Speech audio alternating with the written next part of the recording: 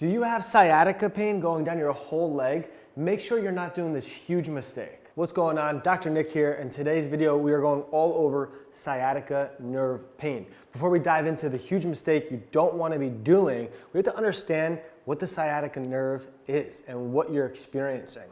So that nerve is the largest nerve in the body, and it runs down the whole back into the leg.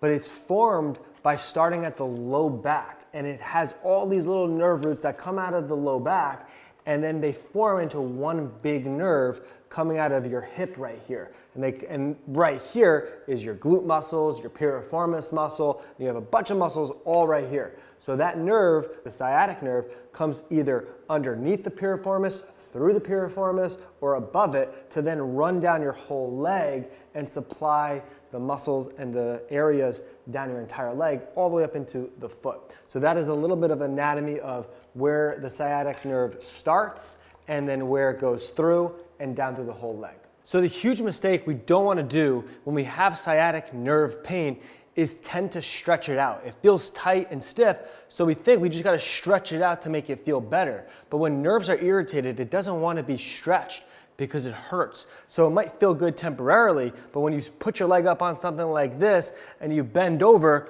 as we know from the anatomy, we're stretching this now too much. When it's irritated, it's going to be uncomfortable to be in this position. So by doing this to stretch out our discomfort, we're actually making it worse. That's no different than taking a band, putting it on the leg, and then cranking it up like this and pulling the foot down with the band. We're stretching all of that nerve, making it more irritated. So we got to do something better. A better way we can go about addressing sciatic nerve symptoms is to perform nerve glides. I'll be demoing this in a sitting position, but there are other positions. So when we think about the anatomy, it runs from the nerves run from our head all the way down to our spine and into our extremities. So it goes through this whole pathway from the foot all the way up into my head. So when we're thinking about that, in this case of mobilizing the sciatic nerve, we want to think about how we can stretch down one end and slacken on the other. So we're going to be using our neck for that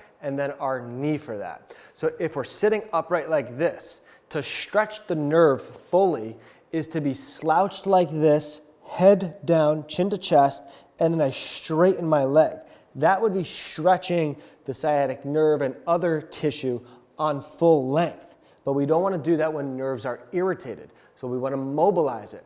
So we want to sit up nice and tall, and as you go to straighten your leg, stretching it at the leg, we want to slack it at the neck. So I bend my neck back. Then we want to do the complete opposite. As I bend my knee, I bring my chin to my chest. So now I slack it at my knee, but I stretch it at my neck. And with this, you're just going to go back and forth, dynamically stretching the sciatic nerve bias. Although there's other tissues involved that we're stretching and mobilizing, the concept with this is to mobilize the nerve through the muscle belly versus just hanging out on a stretch, irritating a little bit more.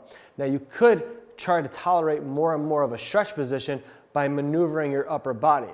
For example, if I'm up here like this and I go to straighten my leg like this and I bring my head back, I'm mobilizing it in this position. However, if I just lean forward a little bit and I perform the same concept of straightening my leg, bending my neck back, and mobilizing, I'm mobilizing it in a different position. It's actually on more stretch because I'm bent over a little bit, stretching it here versus if I was upright. So you want to keep those concepts in mind of what you can actually tolerate going back and forth in terms of a dynamic stretch for the sciatic nerve. Another thing you could do for sciatic nerve discomfort, knowing where it runs through the glute muscles, is to give a little bit of stretching to the glute muscles so things aren't as stiff. So we could simply do a figure 4 stretch where we're crossing one leg, our head is going to be down, and we're just bringing our knee across our body until we feel a nice stretch into this area. Then we could hold it for an example, say for 30 seconds. After that, you relax, and then you repeat. And you typically want to repeat quite often so you're getting more volume and more stimulus and input to this tissue to actually be on a stretched position. The idea is when we bias more slack and stretch to this region, the tissue, like the glutes and the piriformis, isn't so stiff, causing compression and symptoms on the sciatic nerve going down the leg. So by stretching it a little bit in this position, we're help mobilizing the back tissue to ultimately help the flexibility into this region to ultimately reduce the tension on the sciatic nerve.